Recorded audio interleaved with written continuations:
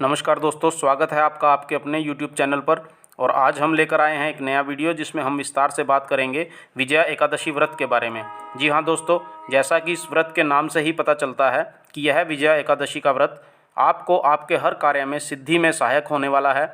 और इतना ही नहीं, आपके शत्रुओं पर आपकी विजय सुनिश्चित करने में भी आपका सहायक होने वाला है। दोस्तों, विजया एकादशी व्रत आपके लिए किस्मत का ताला खोलने वाली किसी चाबी से कम साबित होने वाला नहीं है। इसलिए पूरी जानकारी के लिए वीडियो को अंत तक अवश्य देखें, वरना आप व्रत से जुड़ी कोई महत्वपूर्ण जानकारी मिस कर देंगे।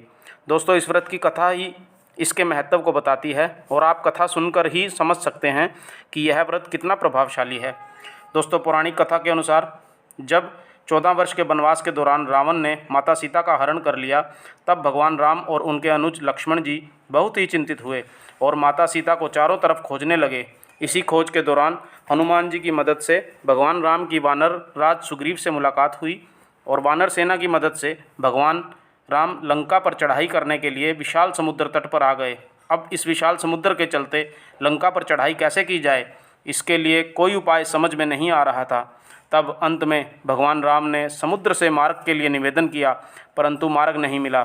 फिर भगवान राम ने वहीं कुछ ही दूरी पर निवास कर रहे पगदालंभ्य ऋषि के आश्रम में जाकर सकल वानर सेना के साथ समुद्र पार करने की समस्या का समाधान पूछा।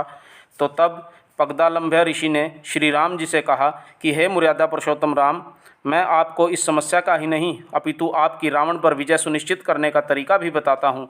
आप फागुन मास के कृष्ण पक्ष पर आने वाली एकादशी का श्रद्धापूर्वक व्रत पालन करें। इस एकादशी को विजय एकादशी भी कहा जाता है। और साथ ही यह भी बताया कि किसी भी शुभ कार्य की सिद्धि के लिए इस व्रत को करने से शुभ फल मिलता है और कार्य के सिद्ध होने की संभावनाएं बढ़ जाती हैं और मृत्यु के पश्चात मोक्ष की प्राप्ति होती है। दोस्तों, ऐसा कहा जाता है कि श्री रामचंद्र जी ने पगदालंभ्य ऋषि जी के कथन अनुसार ही व्रत पालन किया एवं उन्हें समुद्र पार कर रावण पर विजय प्राप्त करने में इस व्रत के फल से आसानी हुई। दोस्तों, वैसे तो सनातन धर्म में प्रत्येक एकादशी का अपना अलग ही महत्व है, क्योंकि एकादशी भगवान कृष्ण की पसंदीदा तिथि है और कृष्ण जी के भक्त अपने आराध्य श्री कृष्ण जी के करीब होने के लिए इस दिन आंशिक या पूर्ण उपवास का पालन करते हैं। दोस्तों, एकादशी का व्रत सभी व्रतों में श्रेष्ठ माना गया है। हिंदू धर्म में इस व्रत को जीवन में सुख समृद्धि प्रदान करने वाला माना गया है। एकादशी व्रत को सभी व्रतों में श्रेष्ठ और कठिन माना गया है। दोस्तों, अब बात करते हैं इस वर्ष को आने वाली विजया एकादशी के शुभ मुहूर्त और पूजन विधि के बारे में।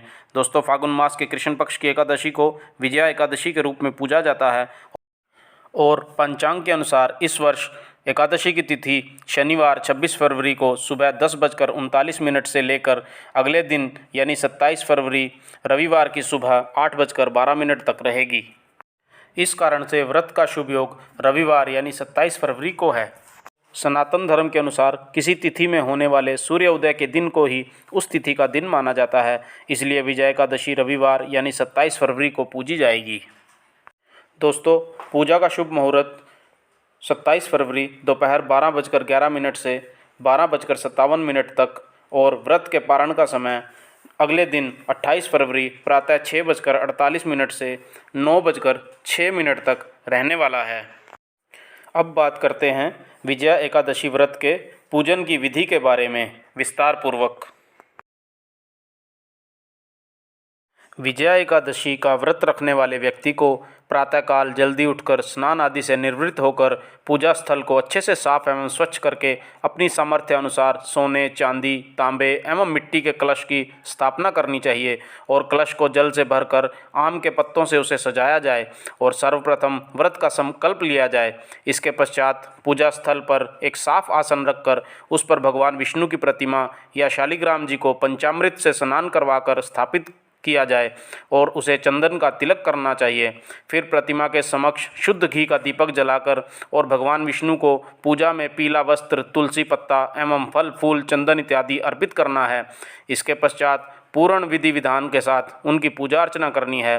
भगवान विष्णु को भोग लगाकर विजया एकादशी व्रत की कथा पढ़ें या सुनें और फिर अंत में भगवान विष्णु जी की आरती करें।